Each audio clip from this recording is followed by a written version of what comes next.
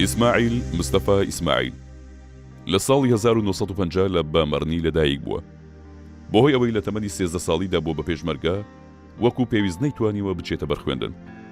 ساڵی 1963 دەبێت بە پێشمەرگەی شۆڕشی ئەیلول. لە چەندین شەڕدا بەشداری دەکات. لە دوای نسکۆی ساڵی 1975 بڕیار دەدا نەبچێتە ئێران نەتەسلیم بە عێراق بێتەوە. بۆیە لەگەڵ چەند هەڤاڵێکیدا دەچنە ناو گوندەکانی باکووری کوردستان. لەگەڵ چەند کەسێکدا بە مەبەستی کاری ڕێخستن چەند جارێک سەردانی باشووری کوردستان دەکات، ئەم کارانەش سەربەخۆ دەکەن. بۆیە دەیگوت شۆڕش پەیوەندی بە ئێمەوە کردووە. کەسێکی بڕواپێکراوی جەوهەر نامیق بووە. لە کاتی دروستکردنەوەی شانە نهێنیەکانی شۆڕشی گوڵان ڕۆڵی سەرەکی بینیوە. ساڵی 1970 لە گوندێکی باکووری کوردستان دەبێت بە ناوی مارونسێ کە چەند جەندرمەیەکی تورک دەوری گوندەکە دەگرن و دەیانەوێت سوکایەتی بە ژنانی گوندەکە بکەن. بۆیە لەگەڵ چەند پێشمەرگەیەکی دیکەدا دەکەونە شەڕێکی سەختەوە لەگەڵیان و زیانی زۆریان پێدەگەێنن. لەو شەڕەدا ئیسماعیل دەگیرێت و ماوەی نزیکەی 3 ساڵ لە ژێر ئەشکەنجە و لێداندا دەبێت. دوای ئەوەی تورکەکان لی بێ هیوا دەبن کە ئاعتراف بکات، ئازادی دەکەن. ساڵی 1983 لە سنووری ئامێدی دەست بەکار و خەباتی پێشمەرگایەتی دەکاتەوە و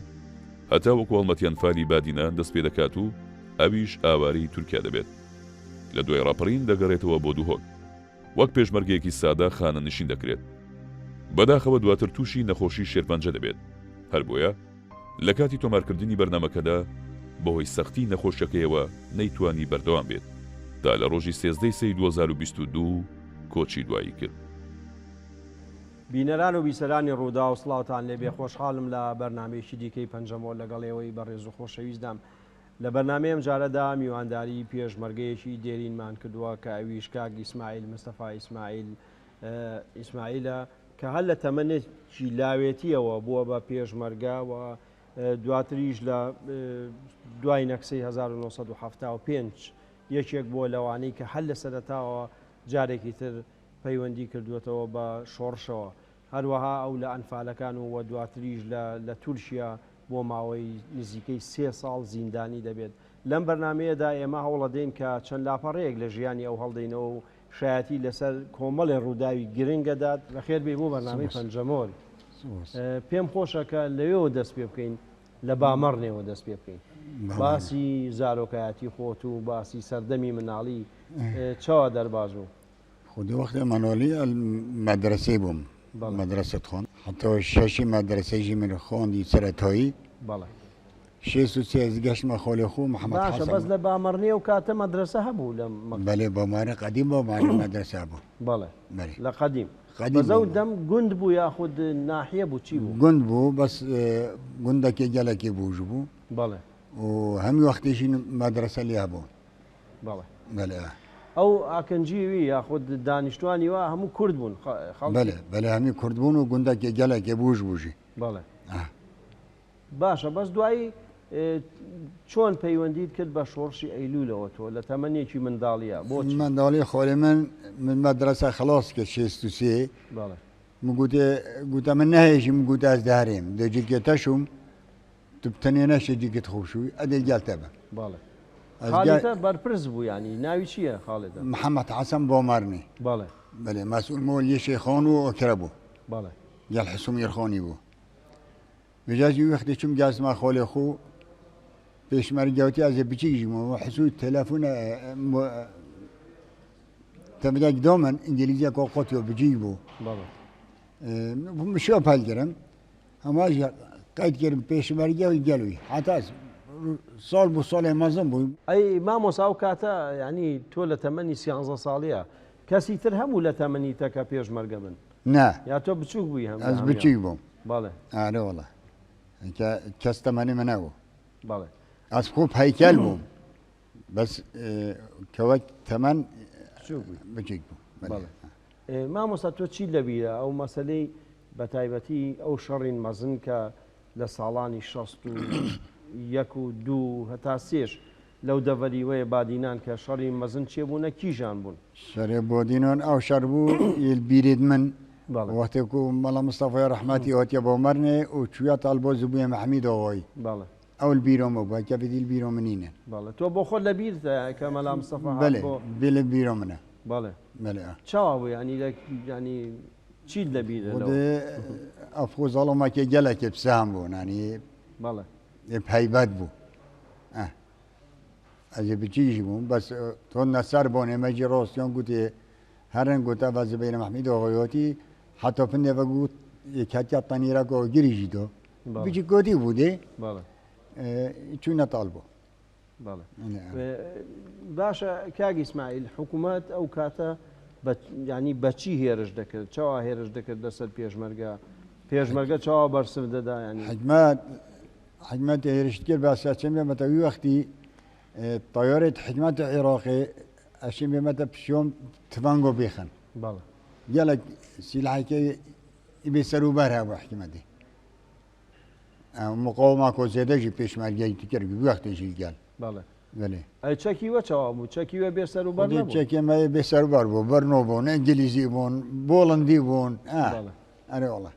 تۆ بەخۆ هیچ بەشداری لە شەڕ کرد لە شۆڕشی ئەیلول بله من يكري باڵێ انا وقت الاشكفتي بلون بوسو ما خرمال بيري بو بشتين جنا قلبونا بو بشتي دو سي صالاكو باڵێ شرشي بولتشيو خيريل دي فري باڵێ او بين شاش فلان ماجي هنا كشتن شهيد بون ام قال فلا قال يشاري بون حسوم يخون خوش التشيو خيري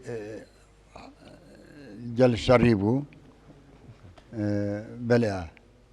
ما بجدور يوكري ويخن ديها بو قال ما فلاك بو بري بشهيد ببيت جوبونكي ربيعك وحكمة ستاند اونجي ببختي لك يقول فوتو بيري شو اخبار لكر عندك بشمرجنا بريندور كرنو باڵێ جرتن ويدك اونجي ربيع خو ستاند وهود نبا ئەی ئەو کاتی شەڕ چێ دەبێتەوە ساڵی 1970 تۆ دەبیتەوە بە پێشمەرگە جارێکی تر بله زبون ما فيش مرجع ساڵی 1970 بله ما فيش مرجع حتى جودایی چی بوو لە بینی ساڵی 1970 و 60ەکان ئەو یعنی شەڕ مەزنتر بوو او خو شر مصر بو قوته ما زيادة بو باڵێ امكانيات ما زيادة بون صلاحيات ما زيادة بون فيش مرجع ما زيادة بو يبقوة بو باڵێ همين حيوبه باڵێ ئەو شەڕی مەزنین کە لێرە بە ناوبانگ بوو لە 1970 لە کیژان دەڤەرێ بادینان هاتەکردن ئەوەی تۆ بزانمی ما هو نسكوي حفتي وبينجي بودي آخر بەریوی شەڕ چێ بووە بەدایان شەڕی مەزن چێبوونە لە بادینان ینی بودينو شر المازني تشيبون دي فري تشيبون جوي خيري تشيبون باڵێ جوبونكي تشيبون بعدر تشيبون شر تشيبون قال شر تشيبون باڵێ باشە ئەو دەوری جەحشات چاوا بوو جەحش دەوری وە خراپ بوو وده عندك تهرب بون عندك تبوش بون باڵێ أول شيء عندك تهرب بون عندك تبوش بون هەندێک باش بوو عندك أمانو كا عبد الله شرف وكا أرزاق بود وقتي دو بو منينو بو باڵێ احتمالا ما إدارة نكر بو باڵێ وهابو خرابش النوف دو باڵێ ینی بەشێک لەو بڵێن پیاوی حکوومەت جەحشەکان هاریکاری شۆڕشیش دەکردن أريد كر ئەی دەوری ئەو کوردێن ئێزیدی چاوا بوو لە 1970 بە تایبەتی دەوری وا هەبوو بە تایبەتی لە إزيدي مفهوم بيشمرجع بون الجلمة باڵێ هاد هر إزيدي بون وديما بون بيشمرجع بون جل حسوم يخوني باڵێ أري والله ئەی ئەگەر ئەم باسی نەکسەی شۆڕش بکەین وەختێ شۆڕش تێک دەچێ خرا دەبێت بله نيسكو إيه نسکۆ بله تۆ چی ژبیرێ ینی لە پڕ دەڤەری کوردستان دەبێژن ینی خەڵک خۆ کوشتیە ئەو خاص ناڕەحەت بوونە پێ ناخۆش بووە خدي وتبيج ما لێرە چۆن بوو ینی ما أخونا كش بس بعد ضربك بيه ما زنبو في مكاتي خاص ملات كرتانية بصورة عام باڵێ هكا خالمن وجن خالمن وحسوم يخانة وهمي بيك وشون إيراني باڵێ أيوة خبرو شون إيراني اسمهم المال شو منوف قول يوم يشن كوينو موجود باش تۆ جن تەسلیمی عراق بوویتەوە ینی نخير تسليم نه. شو ما عراقي شو ما تركو باڵێ چوویتە تورکا شو ما تركو باڵێ هم يشن كوخون هيلو حتى ساعة خوش أبي خوش يقول أوري بيلا مرزق كريبو بحزوي باڵێ جالا أرزاق ما كريبو قلت هم أرزاقي بيلا نه أم شكاستين ئەم دێ چینە ئیرۆنێ توش عیۆلە خوبینە وەرم گوتم عیۆلە من هەل نۆڤگولیۆ بۆ بمژی بۆمەرنێ و ئەسەبەل بێرێ و خوشکو بەرمژی بێتە چوونە خۆلەمە و چوونە گەل حسوو چوونە ئیرۆنێ جۆری گۆبم عیۆلە خۆینەوە مە بەرەوەی خوشی گۆزیکێم گوتێ بخۆ بڕەڤن حکمت دێمە گریت بێجام هەفتاش تاکیت بۆمەرنی خۆ جەحێل بوون ئەم مەقەستۆ ترکۆ کرد ئەم چوونە ترکۆی وەختی ڕێک نەهۆتا گرتنگۆ ترکۆ هەموو ئەوێنال گوندەکیت گوتێ مۆرینسی ئەم وێنال مۆرینسی ئەم چوون ئەم دە پۆزاک بوون ئەم چوونە بۆمەرنێ مستەفا مزیری بوو خۆلە دێ برۆیی بوو محەممەد سەلیم بیریفکۆنی ئەبە مزیری بوون گەلمە ئەم ئەبێدی هەمی گوندیتەی بوون گەل ئەمی گەلی بوون ئەمە ڕژێکی من گوتم مستەفایان دێڕبین چیم بخۆ تەنزیمەکە حیزبی چێکەین کۆدێ چۆچێ بیت مەلات پیچنۆ بیت ئەمە جواتیان دەسێ جاولک مەکردن و مەبخۆ هەڤۆل دیتن و منتەقۆ نیۆسن هەمین نیۆسن مەبخۆ ڕێک دیتن هەڤۆل مەچێکن و سێ چاو جارە کامۆتین و چوون و مستەفۆش هات و چوو پشتینگێ ئەبوو ئەنتارە ئەو هاتن یعنی بەری قیادەی موقت دروست ببێ ئێوە دەستان بە حرەکە کرد حرەکە چۆ بوو تانی وەک تەنزیمەکە حیزبی مەدکرد هەموو ئەبێ بۆ واریۆمەلی تێت خانەعاتگای لێ نەبوو ینی هون بەخۆ دەکرد ینی ئەمە مە بخوت کرد ئەمە بخۆ یمە قانەعات پێ هەبۆ بەلێ برۆ ئەبە کوردنیۆمە پیچ نەبوو یا و دە هەر هێنەڤە هەموو سەمە بۆ چێ دێرێ ئەبەلێ بچینگیا بۆ ئەنتەنا هۆتەنە و سەید حەسەن و عەلیە برۆوی هۆتن شقیبەل سەروکی بەهۆتن ئیرۆنێ بەهۆتن پشتینگێ فترێکی ئەوانژی و تەنزیمەکە حیزبی چێکردنەوە خودەوە مەژی هۆری ساڵی 75 وانە مەژی تەنزیمە حیزبی بۆ فۆ چێکرد و مستەفا مەژیری هۆدال گەلما و ئەم جمعاتەکە بوش بوون ئەبێت بێچێک یەت بچیک بۆن هۆدەن ئەبێت بچێکی فەهمەوە بۆن مەلگەل خود بەنەت عێراقیدا و دیمۆیکەوە چەک لەکوێ پەیدا دەکرد چەک چاوا پەیدا دەکرد چاکی خودی خەلکی ترکۆت دۆمە خەڵکی ترکا ئەرێ وەڵا منە بوون خەلکی ترکۆت دۆنەمە ئەو گوندی عەشیری ترکۆ هەمی یعنی مەبەست کوردی باکوورەوە بەلێ بۆ کوورە کوردێن باکوور ئەوەن سیلا هەبوو هەمی خودۆن چاک بوون سیلای خۆشی دۆفمە هۆری کۆریۆمەژیت کرد بچین جا بۆ ئەنتەر و برۆیوی و سەید حەسەن هۆتن تەنزیمێک بەخوچێک کرد گوتین سەید حەسەن و برۆی من دێچنە منتەقە زۆخ و بۆتیفێ نۆڤگولیۆ و عەبدەڵۆ گولی ئیسلام بۆ تەرشی یا دێچنە منتەقە سێمێ لێ مۆنگێشگێ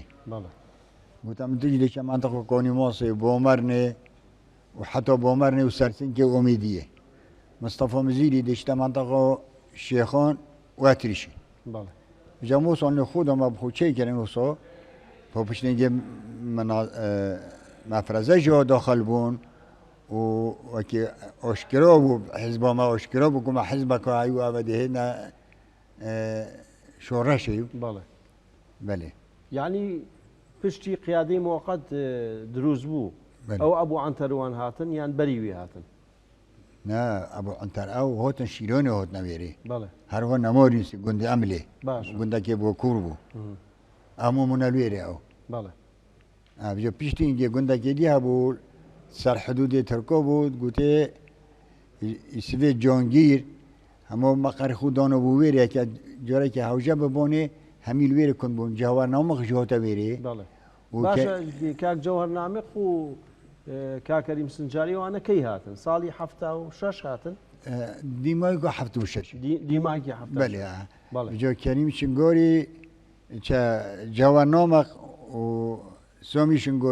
شنگۆری چوو مەقاڕێ هەرکۆ بێدەوە و جوانۆمەق منتەقەمەیەوە بۆ دینۆ لە قۆی کاکسامی بە هەڤرا هاتن یا بە جودا هاتن ئەوان وەختێ مەدیتیم هەڤرە هات بوونە دەفەمە وێدێکی ئەولێدێکی ژێک بەبوون و چوون بۆ هەرکو بێدەوە چوون بۆ منتەقەی ئەوکی دی هەمی جیاوان نۆمەق بوو وی منتەقەمە هەمی هەم ئەبوو کەواتە پەیوەندیە تا لەگەڵ جەوهەرنامەیەک خۆش گەلە خۆش بوو مرۆڤێکی چاوا بووە گەر تۆ وەکی پێشمەرگەیەکی ئەو کات ینی خودی ئەز بێمەتە مرۆڤێکی سەریح بوو وحش مروفي خبات كرجت كير يعني شو هكا جلقيت همي بدرها نجي بس ايكي بيش مرجع كي قصيري لنا من اما كيفوي بيتوت خبات كرا كي درستو هيبو اري والله جلك جزيرة جو وبايوان يدمجي جلك خوش بون پەیوەندی خوتان خۆش بوو جلك چونکه از ریبری بوم ریبری قیادی بوم از هاگه از جلناچ بوم کسان شب چید بیمن کسان شب چید بەڵێ وقتی منطقه واسو بو بەڵێ هاگه یکی بواری بکی نبو نشب چید منطقه دا بجا از منطقه همیه شهر زبوم بەڵێ من همین نیاسین یعنی وەکو دەبێژن تۆ چاوساغ بووی چاوی کاک ئەوا بووی ها شۆڕش بووی بەڵێ یەکەم کەس یەکەم مەفرەزە یاخود یەکەم کەس کێ لەگەڵ تۆ هاتەوە بۆ باشووری کوردستان باشور کردستان بەڵێ از اون مصطفى مزیری یعنی یەکەم بڵێن وەجبەی پێشمەرگە لە ڕێگەی تۆ هاتنەوە بۆ کوردستان بله بله پیشمرگاهی نبود پێشمەرگە نەبوو پیشمرگاه نبود بەڵێ نه پیشمرگاه نبود یعنی شورش نبود شورش التعاق منو مصطفى مزیری کردی یعنی شۆڕش پەیوەندی بە ئێوە کردووە شورش پیوندی ما که بری شورش بید بەڵێ ما توتی ما بخو علاقه چید کن به حوالو بەڵێ اما ما کردین دست بکر و دهین اوا و دستری هین و دش ایران هین و مسئول و مازن همی دهین و بلو کس نترسید بەڵێ اما ماشین خواب تشتا چید کنن پیشنی ابا انتراف هاتن و منا مفرزه هاتن و دنیا بافر هبو مشابون و یلا مشابو باشە خەڵک ئەو کاتە چاوا پێشوازی هاتەکرد ینی خەڵک پێشوازی دەکرد پشتیوانی لە پێشمەرگە و لێوە دەکرد خود گلک گەلک پشتیبونی مات کرد اره والله ئەی خەڵک هەبوو کە دژایەتی وە بکە ینی وەکی مختار و ئەوانە مختار کەس هەبوون مختار هبون بس مختار هبون او جي بارو بترش ترصيه بەڵێ ترصيون منطقة حكمت لي نبو كم منطقة حكمت لي ابو وكيت الترصيون كو بيوان يتخوش قال ما ببرم هكا وكيد يتبوج بسرعة عم بوج بون نوني مدوما وخورنا مدوما وام خدون كرين و علي ولا ئەی هو ینی هون زۆر دەستی دەکرد لەوە ینی بە زۆر تشتا دەکرد نا پێشمەرگە نا ما زور دستي الكاسي نتكر وەڵە نا والله او نبو ايكي اخبارچي بو بەڵێ اون اول حكمتي بو اما زور دستي البوند كر چێ بڕیار دەسن مەسەلەن چێت بڕیار دەدا کە هون مەسەلەن ئەوانە بێنە سزادان ام خودو كان يتشي بۆ خۆتە ما بخود كراك يا مثلا اخبارچيا ما زاني بو يا اخبارچي اخبارو كري بەڵێ ام خودو چين سزادي اما مفرزه كامل دو چي توي سزادات بل ادي اخبار البشمرگي كري يا الخلقي كري بەڵێ بيت ابا نمين سزا کاک ئیسماعیل باسی وی دێتەکردن کە ئەو کادرۆیان ینی ژێهاتی زیێدەتر ئەو کوردی باشوور بوون بەڵام پێشمەرگە مەسەلەن خەڵکی تر ئەوی چەکدار خەڵکی باکوور بوون لەگەڵەوە ڕاستەوە راسته اما ما بو شهر بيلم بيري مدون تقريبا 8 بيشمرگي ما شهيد بون لەکوێ و ساڵی چەند بيلم بيري بێلم بێری بەڵێ بيلم بيري ما ئەو شهيد لەناو ئاخی باشوورە یا باکوور باشوره باشوورە هو حدوده بس بله. باشوره بەڵێ افخو چۆن چون هاتنە ینی شەیدکردن حکوومەت هێرش کرد ئێوە حكمتي بأوليكوبتر هيريش كر بالیکۆپتەر أشوفما برزيكي كي قلنا كي صيدا يا برزيل كي قلت أشوفما ديف زورابي را بەڵێ قلت هذا ديف زورابي را دو بيد ما كومبونا كهي يا لاقيه بەڵێ مش بشاف إنون مش قلت أم دي بشاف بينو خوفا داين بوش دي شين قلنا أم دي بشافشين قلت برا أم بتجي قد نف جمعاتي نفسني تواصل قلنا أم دي بشافشين أم جاش نك ما قرأ أحمد شلون يبيلم بيري طاف دوني سيوك أوليكوبتر هدنا ما دیو انذار که انذار کرد دیو جرمید کرد و پیشمرگه ماجی تقریبا 7-8 تا شهید بود او زورابی شهید بود زۆراب کێیە ئەو زۆر باسی وی دەکەن او زوراب خودی افخو خلکی سوراب بود بەڵێ بس پیاوه که زور زیرک بود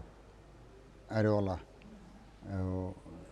بەس تەخمین دەکەم ئەو کەرکووکیە خەڵکی کەرکووک بوو خودی چید بید خلکی منطقه بود مصد اولویر شهید بود على عین شف بەڵێ ئەی زیانی دوژمن هەبوو ینی لە حکوومەت کەساتە کوشتن حکومت ما ندیدن چون دون دوش بون طیاره بون بەڵێ يما تفنگ بون بله ولا محوجا ودو أربيتشك دو هوفتن بشتي أوروبيتشي هوفتين معنوية حكمتي شكاستن بله وش تقريبا حفتش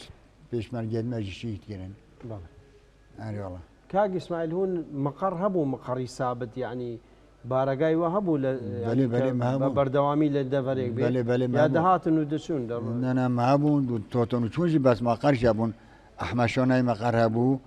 حاج قودو مقر هبو جودو مقر هبو جل عردو ما مقر هبو دونو بون بله بس أو سركرداتي أو بلين منطقة لشوي بون يعني لس دور شوين بون يا لا يكجي بون سركرد يعني يسوي رابراتي ذكرن وكو حاج قودو عرضه كيت كرن أحمد شوناي العرضه كيت كرن جيجي جديد بون فارق بون بله أو حاجة قادو زور بعسيويد يذكرن أو شيء أو يعني ظلام الزيرك بو أو رجا زراب أو شهيد بون رجا بوشتر مباشر سبيدي أو طيارة أو شهيد كر رجا بوشتر سبيدي شهيد كر طيارة أري والله يلا كي ظلامة كي بيوا كي يلا كي زيرك بحاجة قادو هنديك جار باسي كسي كان ماجد بقي تشلي موجود باكي تشلي شيء بله أو شو هاري كاري شورش ذكر موجود باقي جلك كوري ما هنيوي كذي شو يعني بتشيء يعني شو تذكر شق دا هو بارد دا خوارند دا أزوق بوماتينو بله وهكذا محتاج بون سلاح بوماتينو هوري كوري همي شكله بوما فريد كر هموش تبغى برد أري والله باشا كاج اسماعيل او سر سنور يعني عسكري تركا تنبون لو درا يعني عسكر هبوني تركا بله هبون اي شو يعني بس وقتی عسكري تركو جلا كم بو كم بو الأوشيتي هبو قرقول الأوشيتي بو بله وقت قرقول عبدك نبو حكمتنا ديار يونات شو كبرينوكا بله وكينوكا نبون حكمت بقرر نبون هم عبدك حرس ياخذ قد مقر فوجي شوي فا إلو إخباريك بو شبو هكا كسنت شو كاج اسماعيل من زور جار لسوريا ولا لدرو ولا ايران وانا او كادرو بيجمرقه دهاتنا وبو بيجمرقاتي من زيادة لكي جانا هاتن يعني كي هاري كاري وادا كد شوا دهاتنا ومنطقي شورش خدي يما منطقة بودينو جلا توتن بله بودينو خصوصا هكا فوجي دو جو سي جو كيما سوريا قامشلو شو يتابع بلدي كيما سلاحش قامشلو إنه لقويك بس كبصورة عام منطقة بودينو همي توتن بله بسلاح فتوتن بيش ما الجاتوت مفرزات دموي كرو زور بون زيدا بون بله بلي بيك فتوتن او زور جار باسي كسيك ديتكرن محمود يزيدي بلي كي او محمود يزيدي من إينا عراق ده بله لشو هنا خدي أزي خلا نبم أنا زمش يعني ما بس لباكوره وهذا لسوريا وهذا لشو هذا بيم سوريا بهات لسوريا هذا چونكي وقت هاتي مقر لاقيه العراقي بون بله العراقي بون ما شو ما جولة كي شو ما با كوكيش جواري قلت ما ميبانة توتين بيتو بشيامول قال محمود يزيدي وعادل شكافتن دي بشي بله مش قلت خدي كوكيش هو از دي مول الصباحي دون دار زاقي بعيال خوب كرم وفوش هذه ما قلنا تدينو كاتشي هذه فردا ما بتبلو إقبوبات تدين محمود يزيدي وعادل شكافتني قال خوباي عردك التامين تدي تسليم نمروك مش قلت صار شوفوا ولا مجرد ركوب قدام شون سبيدام سيور من شون هذا صالح رحمتي محمود وعادل أم شوري شو بله شو ما قلت بلا أنا بدي قرابلا دبشين بله چکدار بون چکی وهابو أو بدبانجانا أم كلاشين كوفي بله أبيش ما مقري شكافتراش دي فري حدوده مش قلت كوش محمود قوم قلت كل فيري روستن أدي ساكن ما فيري بوجه ما قروانا كو قرقولناي نافيري بوشي أيش شو مساكري جاندن مش مبيها الشيء يتبرن بله أجل ما دام قلت كوش محمود قوم قلت خدي فكا جاندن مش الشيء يتبرن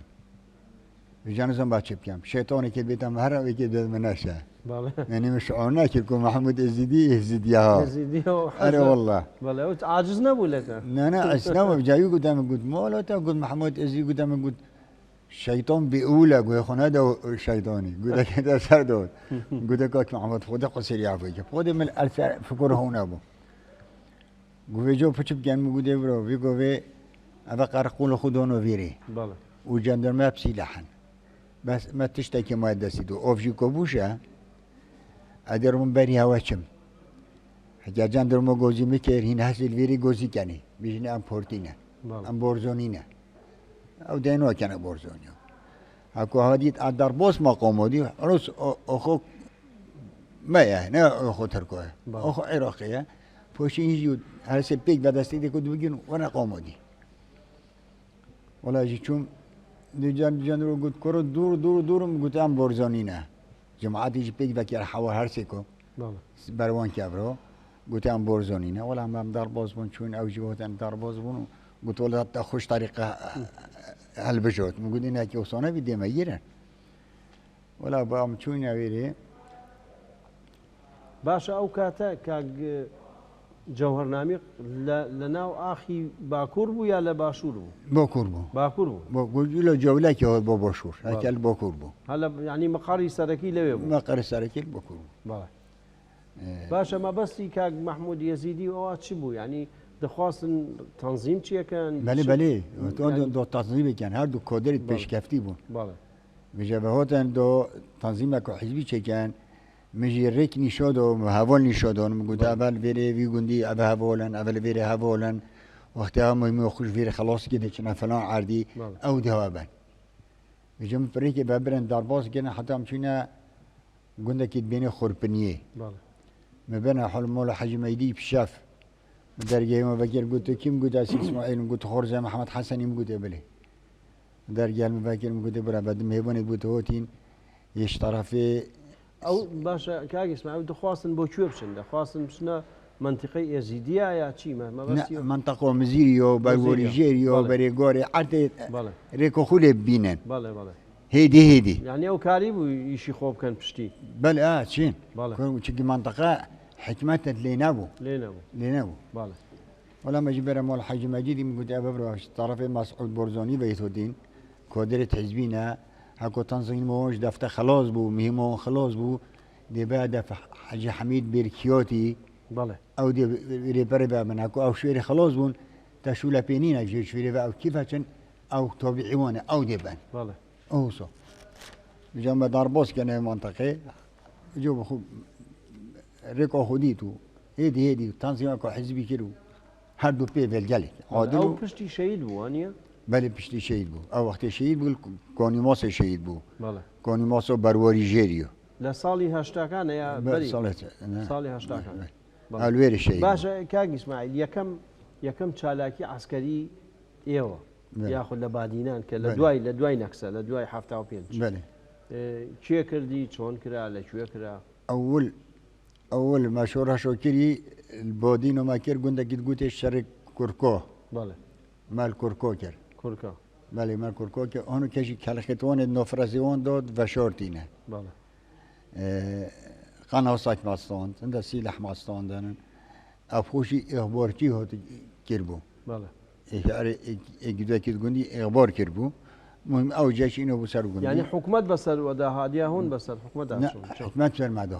بله كاس شهيد بو لو شرا لو شرايا ایکی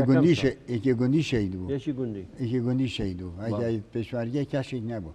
بله اول شهر مالویره کرد اوا کرکو پشتی کرکو مشارکی کرد کوچه مرینه بله کوچه مرینه ما بینو سمیله رکاب عصبنه یا سمیله بله مالویره کرد محوجا و دفول جنب بو مقرصدی الویره بود و اورپچیو مالستون پشتین جاموتینا کوچه مرینو ما ربيعة كو جيش الويريشستان اموتينا برجيني حكمته تعمل همي رخو والله حكمة تامير رخو تمام اجي بيش مرجع كما ملتحق بفقيري شهيد بو شبي حكمته تمام مش قلت ام حلمه جو قلت ابا بيش مرج بيلوبيت جيشينا جيشو هاتي في جندي كورم قملا تموتو ترسيب عمر بيش كورم قلت بخدا بيلوبيت جيشينا یعنی جێیش هاتبووە ناو گوندەکەەوە خۆبوونەوە گوندەوە بەڵێ خور زەخوشی بەهۆت بوون والمنطقة بنجيوجي بهود بون قلت له ناس ترسم خدانو ترسمش كي ازيد بروي كاميو بەڵێ كذبني منوشيت ئەوە لە بەرویە کاک جەوهەرنامێ بە تۆ گوتوویە هەلیکۆپتەری شۆڕش هليكوبتر يعني اتشوم تۆ بە خێرایی ینی دەمەشی يعني شوم ريكو 5 ساعات اشوم 2 ساعات بشم بەڵێ منشير بومو بيتخو كاس نشل بيم بشي محمد قلت له تي ترسي بوم بريشي قلت بخدي معونا ترسا کەواتە شەڕ چێ بوو لە بینیوە بله چه بود شهر چه بود ما بینو ما گندی چه بود ما بینو ما پیشمرگی چه بود او پیشمرگی شهید بود یک دوگه بریندار بون مهم ام سحب بود بەڵێ باشە کاک ئیسماعیل ئەو جاسوس هەبوو لە ناوە لە ناو پێشمەرگە حکومەت کاری بوو کە جاسوس چێ بکە مناکە جاسیس نبو پیشمرگی نرتون داد گند حکمتان تو داد گندید و سر بونو نا من مەبەستی من لە ناو پێشمەرگە نە لە ناو گوندا نه نو گندو جلب زحمت نو پیشمرگی جلب زحمت بود گەلێک زەحمەت بوو جلب زحمت بەس دوو هەواڵی وێ دێنە کوشتن شەیدکردن ئەو چاوە جل محمود يزيجي بەڵێ اي او راسته او خو ابي ناو غور ساڵح چێ بوو ینی صالح گندیم ببو بەڵێ ئەو صالح وسيد عمر بەڵێ او صالح قندي منه وبيديش قندي منه حسابك بەڵێ يوم قلت صالح تديا بوما عيول خويني ابخو صالح جماعات من الجامعه فرزومن بەڵێ بس مو قلت جنكو هوبينا دهور كوريوتا بجم بەڵێ باشە ئەو هەواڵی وی بوو کە ینی وی شەهید کرد هەواڵ بوون احمد محمد سليمان بەڵێ ینی بە هەڤرا و ڕەفیق یەک هو مروفيت ايكنجي بس يخوين بس بۆچی وێ خاینیت خيانات كردي بەڵێ خيانات كل صار تحت تاثيره ايكي قلت ولا اسماعيل هوتي بەڵێ قلت موضوع اسماعيل هوت بيت ادي زور ما باتشن كاس بيش مرجعي ما نو زور ما با بەڵێ ابي احمد محمد سليماني قلت موضوع بيش مرجعي ده بچي اما ام دي بيك بچي مو دي بيك بهينا با بەڵێ يعني باشە فكروا کاک ئیسماعیل پشتیوی ئەو دوو پێشمەرگە شەهید دەکەن بله ئەو دەچێت باز دەدا بۆ ناو حکوومەت بله شنو في حكمته ئەی چی بوو چارەنووسیوی چی ینی شورين فيسي وخذ الأميديا ربي شو مثل ربي شو بعضه شو مصيري وجنابه ینی کەس نزانێ ینی ئەو لا لا ما ادري شركات كاس نويرو خذ عندك يوركت بەڵێ جابوا او فلكوير بو قوتين ونو كوريك شنو كمي قو ايك مولا بو قوتي افمر في خوينا از جيت ترسم هم شوفتي ادبين ما جيت ترسم صالحي قوتي مولا تمرو في منها وفعلا جمرو في ديجن بەڵێ قلت تشوف ازري جيت قلت خدها ما زي جيت ترسم بەڵێ او شنو صار تحت ستيري شي بيبيري كيري تقريبا فيريوني وكوسي بەڵێ ینی وەلحاصڵ ئەو ینی خیانەت دەکاتەوەوان لەکوژێت هردو كشت هەردوو کوشتن هردو كشت باشە کاک ئیسماعیل یەک تشتی تر وەختی هون چالاکی دەکردن پێشمەرگە حکوومەت خەڵکی مەدەنی خەڵکی سڤیل ینی ئەو خەڵکن بله هی نەکرد ینی شەهید دەکرد لا شهيد لكن بس قال تعذيب دون تعزیب دەدان تعذيب دون هذا افرد شهيد كرين بەڵێ فونين دي كالخيوان جنوزيوان جارون نديت من دحل القورون ومكراد نوفرو بەڵێ ومباشرة شفونا كيديت ما قلت شفوني جبير هرجي بله. دي حكمة تاجري تقول انا حكمة ايوش كروكر حكا اوش كرون ادبو بله. حكا حكمتي التعذيب دون تعزیبی خەڵکی دەدان اري والله خلك كنا شكير هوت يا كوبوشي كشت يا كوش شوت يا كشتن تعذيب دون بەڵێ باشە مەرحەلەیەکی تر هەیە هەرچەندە تشتێکی خۆش نییە بەڵام مەسلەی شەڕی هەکاری لەسەر شەڕی هەکاری چت بێژی تۆ شريه تۆ بە كوري خۆی ینی شاید بوویت و لەوێ بوویت و پێشمەرگە بەشداری کردێتەوە اسكو بيش مرجبون بەڵێ چاوا چێ بوو ینی هون دزانی بوو کە یەکێتی ئەو قواتی مەزن دێتەوە دەرە ما نظني بدايتي ما نظني بەڵێ جال قوتي بيش مرجعيشون بەڵێ حتى على عسكر خوجي هات بەڵێ حتى گوشتی هرچا خار بو یعنی ما بون عاصی بەڵێ نشم چرا خبت ما طاوخ گیر بون بەڵێ ئەوان جەندەرمەخۆ گوت مۆتۆڵین پێشمەرگە بن ئەم دەری باشە هۆیش دانووساندن لە بینیوە تو نەبوو ینی علاقا نا چ نەبوون بەس پێشمەرگێتۆن گوت ئەوان غیانەتە ماکری گوت چونکی گوت ئەمە ئەم دەچینە سووری سلای خۆی نین پشتیمە گرتین ها هەندێک بریندۆر بوو هەندەگرتە مەیدۆن و کوی و نۆڤژیر کیۆ گوت ئەوان غیانەت ماکر نەگوت ئەمە ئەم دەچین شەری پۆرتی و ئێکێتیە ئەم هەردوو شەرێک و دەکەین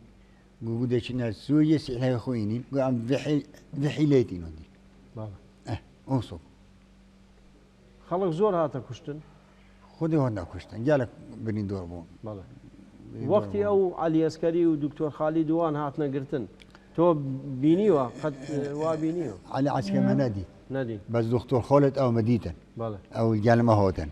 منتەقەما ڕۆتین مەتورێ ڕۆبرن پێشمەرگەیوان گەلمەوە حتى بریندۆرێتەوە مەپخو دەرمۆنت گرن ئەس مەزەحمەت بووم گەل مەزەحمەت صەحی بووم گەلێک بریندۆرێتەوە چی بوو مەپخو دەرمۆنت گرن جا مەپخو نەعەلەت الخودبۆرن دەگوت ئەف شەڕێمە کردی گوت چونکی مەپخو خیانەت الخو کرد نەلها بۆ لە خۆ گومال خوژی کرد و مەلها بۆ لە تۆشی کرد يقول جا ما ديشنا سوريا سلاح غويني قفجوا الفيديو كي تودين أبل رخاكي ببناما ورخاكي حكمات عرق بفدما قلت انتم مش أكمل صوت راديو هبو أو وقته راديو هبو يعني ما نبو يزقي راديو نبو ما نبو والله أنا ما نبو أمي ما بحسبك فيديوهات بو والله فيديو بشر حتى وهاش الراديو نه يعني يزقي راديو نبوي نبيجول منطقة هركو بيدو أبو المنطقة ما نبو والله اها يعني لمنطقه ونبو يا بس لمنطقه ترهبو منطقه ديابو منطقه ما ناتيرون خوش كرو كانش بار حكمات وتركو بله او غوندي تركو حميد نوف ما دوبو بله خلشي او حزبي باكور كردي باكور قوق شي جان هادي كاري ودكر حزب قوق حزب قوق او هادي كاري ودكر جالك اما بورتي درزبون بله اما بورتي درزبون بو قوق او بو بورتي اما اك بفرق نبو جالك كوريا ما كان انا حتى خوب شلون سيلحي خوشي هوري كوريا ما في بله لسوريا و تشكتان هنا لسوريا بس مفروض جو سوريا هنا شقام شنو دجور بله بله او تشك لحكومتي سوري وردكتن يا ذكرين يا شو ودي وقتي مقرمل قومش لبو بله ومقر جمل شوميجي بو بيجو كوتشو توت اسوين زونو بله بس ما ابو باشا كاغي اسماعيل اجلاز بيجم جندي مارونيسي نوريسي بلي شديته بيراتا وكيتشه يعني نزعلم يعني او شي قومي لو جند تشتكي ديروكي قومي بلي شرك تشبويا بلي قومي مورينسي بخو هذا كان بومان باسكي او شر تشبو اسبش ما جابهم او جند لباكوري كردستان واني بلي الباكوري كردستان بله وبيشمرجين ما فوش جلك اللي ليبو لو جلك اللي بون باشا او اكيد قلت يا محمد عزيز بوبي كيتشكي بو بله او كيتشكو كيتشكي كي جان كيتشكي وخالكي ويريا بله خالكي ويريا بله بل بسيبيكي بهلويس بله بوتشي يعني او قلت كاين سلاح خونين تركا قلت يعني تركو قلت عسكري ترك هنجي ترك جماعات كانون اوراني بون بله يعني حكمت همي عسكري بو كاس نابو هم حكميون عسكري بو باشا جاو محمد عزيز كشت بو بيكيتشكي بله بس ما كيفيجي تفنجي فيرويدو بريندور بو فعلا مقود افشنكو منه بله مقود شنكو منه بو ريسكري دي مقود افشنكو منه اجي دروجا شوجو هوتيم بله مقود افشنكو منه هالوسي بو بجا خدي كلمه مقود بجادو بينو بجم غدارش گفتن برونش گفتن اما شما پشتوگیری جماعت المحربون ما دست بخداره تبان گوشر بله جندرم ممن البسيورو خودی خود سلاحی خوشی نشو بی نداری بله ما گرزی دیجوت کنه بن کل خطوان مت کنه سر ندیور بی نداری او جنه کی هلویست بجو پیشتین یه شب پشتر شب هست کنتا کمینو بله باشا او خلق زوراته كشتن يعني مثلا عسكري تركا وخلقي مدني وانا كان كذا مدني نهنا كشتن نهاتن بس بوبي كيتشكيو تا كشتن بس ما مدني يعني او خلقي خو يعني دو بله دو كاس بله بله بس کچک نهاتە کوشتن باش. کچک نەوەتە کوشت مە کچک هەلەویز بوو بەڵێ. زەبێکێ بەسانیشی هەلەویز بوو بەڵێ. تەعزیب دۆ بوو تازیبیان داوە ئەکە جەندەرمە هەوت بوونە کوشتنە گەلێک گەلێک هاتبوو. گەلە هەوت بوونە کوشتن هەمی ڕەخۆ لێڕۆ بوو پێشمەرگیا و نە پێشمەرگیا هەمیش بسیلاح بوون بەڵێ. شەڕێکی بۆش کرد پشتیوی چ قەومی؟ پشتوی چه قومی بجو حکیمت هاتن افغاندی و هلیکوپتر هاتن و از پیشاوی گرفتم و برما پێشمەرگە لە گوندمانیا کەتنە دەرەوە. نه همی چون هەموو چوون کس نمان کاس نەما. کس چما نمان تۆ نەچووی ینی چما تۆ مای. چون دوا رو بینم گوته اکید گوته بدل گوته تلجانمه با ادی دوا رو بور کم یکی برنجی بوری تک بوین کم یکی جا ادی نوینو اینم دو تیرم هارد کوب کرد باش. بجا چون دیرشی بیبری محل شایی رو بلندتر از کلمه کمینو کەمینی تورکا. کمینو ترکاز گت مولا هم جو چەکی تە هەبوو لەگەڵتا. چکی من الجلمه باش ینی هر جور اگه ترکو نگو بو من از ند گرتم بس کردی گوزی میکرد ماشي يجي جمعات منها يتوتين شوارع بجنن حتى ام ضرب بصني باش. او في حيله از گرتم بس وقت از گرتم جي اكي كردي ديور باكر از گرتم كرماجو كردو ئەو تۆ گرت ینی هاریکاری تەکرد. او از گرتم قلت برو بس تديو قم انا بس قلت انا بس بس كنت هوري كوريوم بكي هوري كوريوم بكي حتى از قنينه غازيش برخوبت يم كما غدوري بەڵێ. گودی هر تا کوشم گودی بلا مکوشن هر که قانون بید منا کوشن بەڵێ. بیا قانون که غازه برمه با همه اختار ترختی را با پره بشه جولا و مفرزی او قانون غازه میکره غداری و مفاقش کردم بۆچی وا کرد بین یعنی؟ کری گودو بینو باریتی نشیده بەڵێ. اگه بنا کفشه جی بەڵێ. دو دیار نبید مفاقش کرد و حبلک تیدو گودی در دوبچین برمه حبلی گودی و سلاح قتر قلت سلاح بينا ما سلاح فيه وكره قلت له بحبس يقدر قلت تبي يقدر قلت له أظن يوها ترجي قلت بەڵێ. قلت تشكيله يا قلت شيء يونته ما زود ما بخص هريه هوا سكرتي شو تكرتي بەڵێ. ینی لەوێ تۆ وەکو ئەسیر برن. بلا أسيبرم بەڵێ. أسيرة برم صالك و شو 2 سال و 6 يبوني بس ما زندانه ديار بكري دو عسكري جزابي بەڵێ. لەوێ زیندانی بوو. زنداني بجا تعذيب تعزیبی چی بوو چاوا بوو تعزیبی وا چاوا بوو. هده هفته و 5 روزا چو به مدگیره دوی و تایی رو پیکم ایتا بس گوتم بیجه از کردم و گوته اسیرانی من از کرد نینم یو گو بیجه از کردم و دیده بردم و گوته این اسیرانی من و دیده شو بمد از کردم یعنی بس بیا که من معلومه داکستان استینه بەڵێ. اره اولا دیموی که جو حسوم یرخانی و خاله من محمد حسن و نجم دین یوسفی بەڵێ. كواز بو فريق ابو جزافي قلت ابا مروبي مايا وهو يجرتي بخالاتي يجرتي شنيكو بشت 2 سال و 6 منو باشە بەڵام تۆ 2 ساڵ و 6 مانگ لە زیندان بووی لە کاتی ئەو ئینقلابی عسکەری هەبوو لە ساڵی هەشتێ. ینی باسی زیندانی تورکیا بکە چاوا بۆ زیندان ینی ئەشکەنجە چۆن بوو خودي اشكنجا تاقیقیان چۆن لەگەڵێەوە دەکرد. يعني اشكنجا حد ايج بو نخوشيه بەڵێ. يعني تحسب كاس فود هفتي 5 روزا از جبه متگیریدای و توی رو پیکمیدم جویلی روی ساعته که بله. فاصله ما مشهور دلیمت گردیم از گیج بوم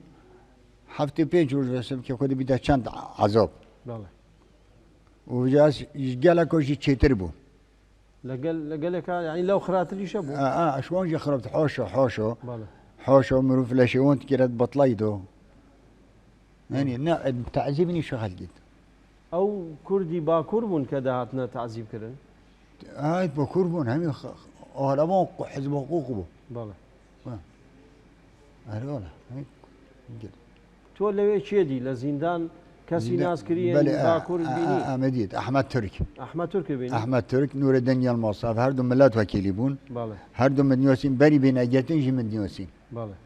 بس تو لزندان وا بيني يعني زندانه مديتم بس خوبينات اینو دارید قلت عمل جلمان اخو مش جلتان اخو بين بله. دو کس نزانی چی گفت کرد مخلص بون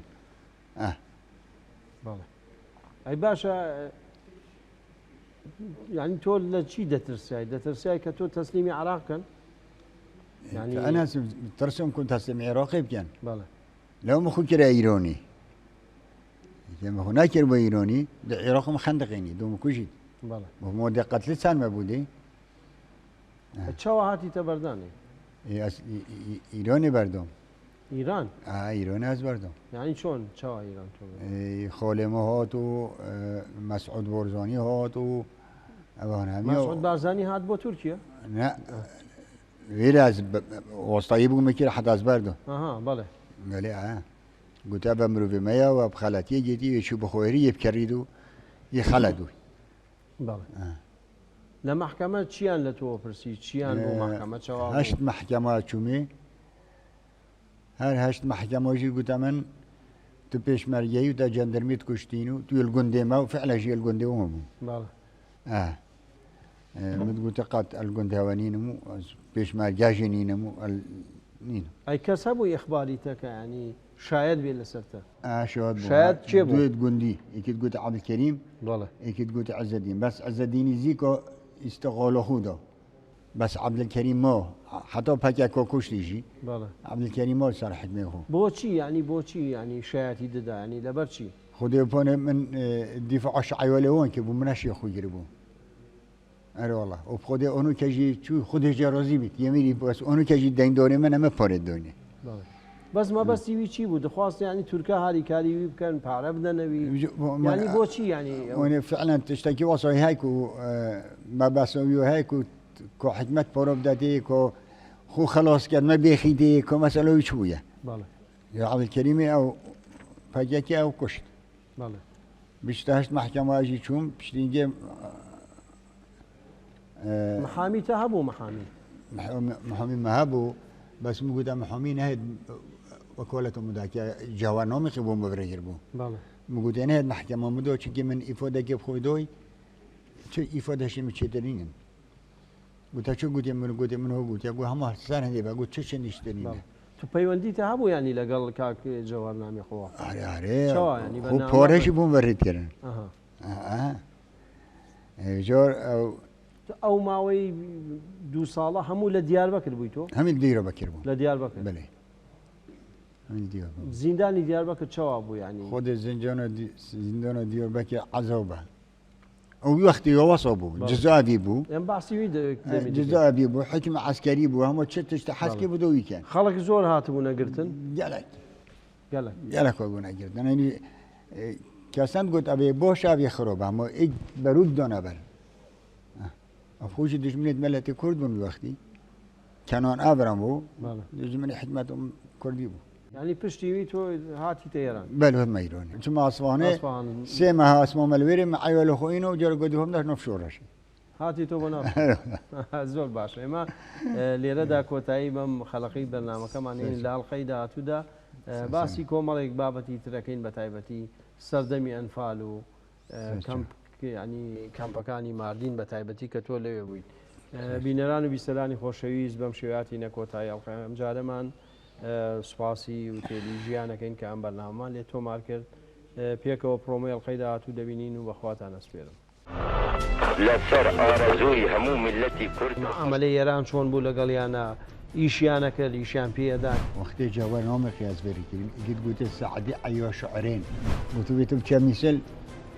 بینو میبو سعدی عیو شعرین بین گوته کجا برم گوته به مهره بمره و بره ودی شو چم از پیش مرگم گفت خود بیتو چی لە کاتی ئەنفالە چیت لە بیرە چیت بینی شوراش ما بو بس كيما از جالك سبلند يجيب خبوتو مكري بوغي ملتي ینی پێشمەرگایەتی و کوردایەتی وەکو میهنەی لات بوو بۆ تۆ انا بخذ